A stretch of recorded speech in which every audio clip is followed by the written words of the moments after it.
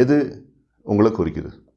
நீங்கள் செய்கிற அந்த வேலையில் திரும்ப திரும்ப எவ்வளோ ஹார்ட் ஒர்க் போட்டாலும் நம்ம ஃபெயில் ஆகிட்டே இருக்குமே அப்படிங்கிற அந்த வலி இருக்கு இல்லையா? அப்போது நீங்கள் அந்த பண்ணிகிட்ருக்கிற அந்த வேலை இருக்குது பாருங்கள், அது எதுவாக இருந்ததுனாலும் சரி, இந்த 3 கேட்டகரியில் எதில் வந்துக்கிட்டு அது மேட்ச் ஆகுது?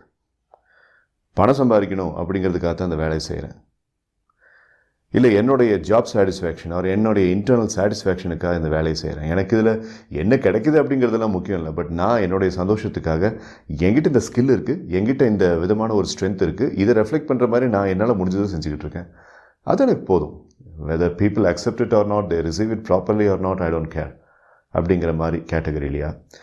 இல்லை ஐம் கான்ட்ரிபியூட்டிங், யாரோ ஒரு வர்க்கத்துக்கு நான் வந்துக்கிட்டு இந்த வேலையை செய்யணும் அப்படின்னு ஆசைப்பட்றேன், என்னால் அவங்களுக்கு வந்துக்கிட்டு ஒரு விதமான ஒரு சர்வீஸ் கிடைக்குது அப்படிங்கிற அந்த கான்ட்ரிபியூட்டிங் ஃபேக்டர் அப்படிங்கிறது மட்டும் எனக்கு போதும் அப்படின்ற மாதிரி யோசிக்கிறீங்களா? இதில் நீங்கள் கவலைப்பட